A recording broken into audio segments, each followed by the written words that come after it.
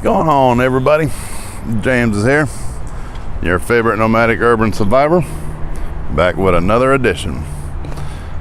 I am just outside of the Power Inn light rail stop, just up the road from Granite Regional Park down the road. I still here in Sacramento. I'm actually about almost into Rancho Cordova. Sorry if the lighting is bad. Trying to stay in the shade. It's like 101 right now. It's supposed to get to 103 here in Sacramento today.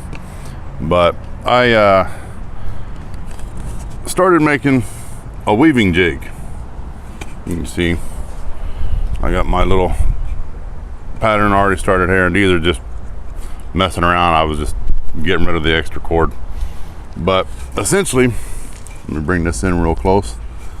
You'll see that it's nothing more than a bunch of finishing nails on a board, which is about 12.5 by 12.5, give or take. But I am making several different items off of this jig. This here is a 3x4 diamond, so that I can make the diamond style paracord slings. This here is a 2" by 3" rectangle pocket also for shepherd slings. This here is 7.5 by 5. I can use it to design little pockets and stuff to put on your belt, little cargo pouches. This actually here, you see the way it's tapered across the front, and these outside ones here are missed.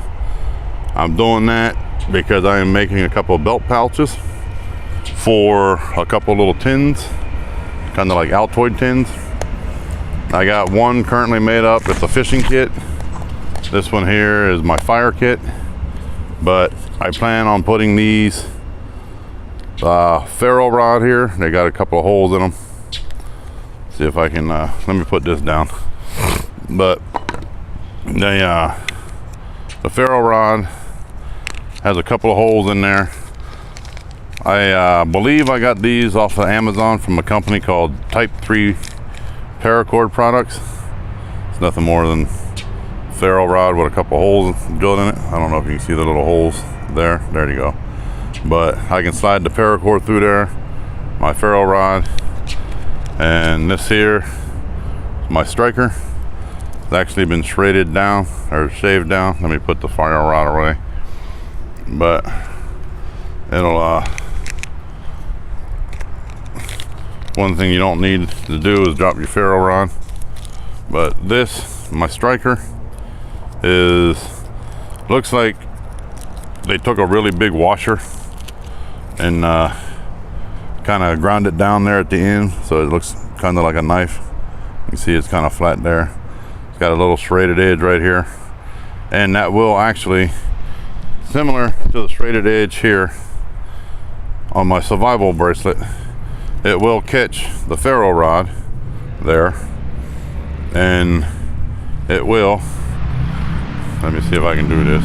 Hold on, let me put this one away, and I'll show you the concept behind the serrated edge on that striker. I'm not 100% sold on it, but that's better than nothing. And I can use this along with the ferro rod as a toggle connector to hold the pouch shut on the little thing. What did I do with that? There it is. Stick that back in there. But sit back over both of those. We're getting back to, like I said, the striker for that ferro rod I showed you has a serrated edge similar to this one here. Essentially what that does is, see if I can do this. There it goes. Do you see it? The sparks.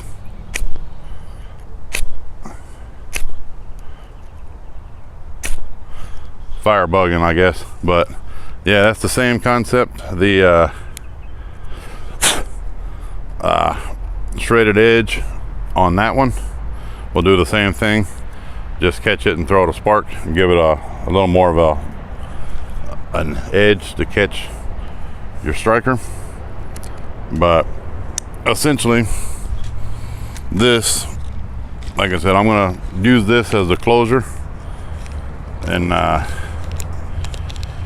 it will actually sit in the pouch like this. And what I'm gonna end up doing is I'll fold this half over. This little tapered spot here at the top will be where the connector is, the ferro rod and the striker. But essentially that'll just sit in here when I'm done, and it'll be folded over like a pouch, and I'll stitch the sides shut on it so it'll be a little pocket. And eventually that'll be for like, let me back up a little bit. It'll be a belt pouch thing for your hip, kind of like a instead of a bug out bag, it'll be more along the concept of a bug out belt, I guess.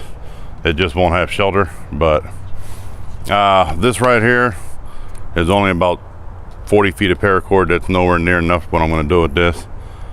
Once I finish this and figure out how much paracord and everything it takes, I'll post an update video on it, and I'll let you know how many feet of paracord are on it.